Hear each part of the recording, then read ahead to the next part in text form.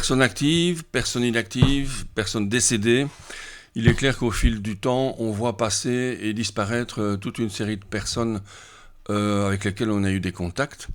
Alors, il est clair aussi que si une personne, quelle qu'elle soit, a été attachée à un dossier, à une offre, à un moment donné, vu la qualité relationnelle de la base de données, on ne peut pas effacer ces personnes. Elles font partie, bien évidemment, de l'historique du bureau. Alors, par contre, il faut pouvoir indiquer qu'elles restent actives ou inactives, ou qu'elles sont voire décédées à un moment donné, mais elles ne disparaîtront pas complètement du bureau. Je vais prendre par exemple tout d'abord la fiche d'un client quelconque, monsieur Victor Vincent, voilà, qui a été inventé pour l'occasion.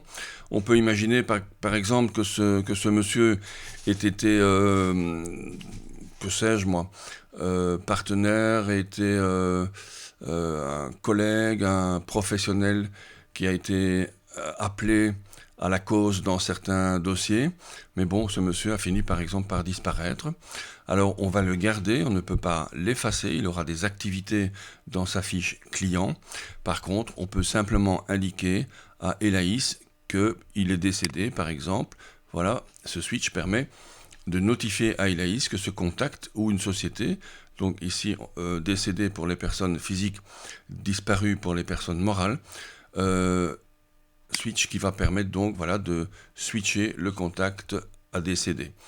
Il va rester dans la base de données, il va être retrouvable entre guillemets, puisqu'il ne sera plus possible d'appeler, voilà, il a disparu des clients, il ne sera plus possible de l'appeler ou de faire un dossier à son nom. Par contre, on les trouvera toujours dans le groupe personnes décédées, voilà, contact ou personnes décédées. On va le trouver ici parmi les autres. On appellera peut-être ça le cimetière, je n'en sais rien. Ça, c'est pour les personnes décédées. Par contre, il existe aussi des gens qui, dans une société, par exemple, changent de société, tout simplement, quittent la société. Alors là, le problème est un peu différent. On va prendre ici, par exemple, la société agraire. Je vais cliquer sur le bandeau des personnes attachées. Et là, on voit que j'ai toute une série de personnes. Mais j'ai surtout 3 onglets, ici au-dessus, qui me donnent les personnes actives dans la société, les personnes inactives dans la société et éventuellement les personnes décédées. Alors, pour faire passer un contact d'un statut à l'autre, bon, c'est très simple. On va cliquer sur un contact. On va avoir sa fiche contact. On retrouve ici, pour les personnes rattachées à la société, également le switch décédé. Ça peut arriver, bien évidemment. Mais on peut aussi donc le mettre simplement en inactif en basculant le switch statut sur inactif. Automatiquement, cette personne va aller rejoindre les personnes déjà inactives et donc, comme je l'ai dit il y a 2 secondes, ne seront plus appellables au sein d'un dossier par exemple. Si j'ouvre la fiche agraire, on va voir ici les 6 personnes qui restent actives et on va voir qu'il y a, et ça clignote, 4 autres personnes qui sont inactives ou décédées de la société agraire. Alors, si une personne passe d'une société vers une autre, donc elle va être inactive dans la première société, et dans la deuxième société, il va falloir la réencoder. Alors, il est préférable de la réencoder que de la faire migrer complètement d'une société à l'autre. La migration d'une personne physique, d'une personne rattachée, est possible d'un contact principal vers un autre contact principal.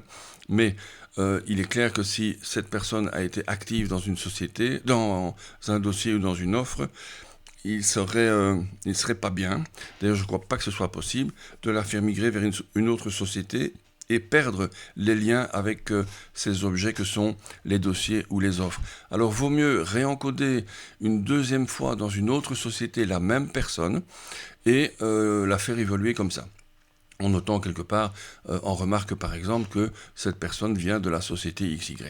Cela dit, vont venir 2 nouvelles fonctions, la possibilité éventuelle de tracer une personne au sein de plusieurs sociétés, ça c'est une chose qui va permettre donc de suivre la personne au fil du temps, et une autre fonctionnalité qui va permettre de comparer 2 fiches. Par exemple, il y a monsieur X qui a été dans une société agraire, et ce même monsieur X va aujourd'hui être employé dans une autre société, on va même encore une troisième société, on va pouvoir voir d'un seul coup les 3 fiches des personnes rattachées, qui sera la même évidemment, mais les 3 mêmes personnes, pour venir consolider les différentes informations qu'on pourrait avoir sur elles d'une fiche à l'autre.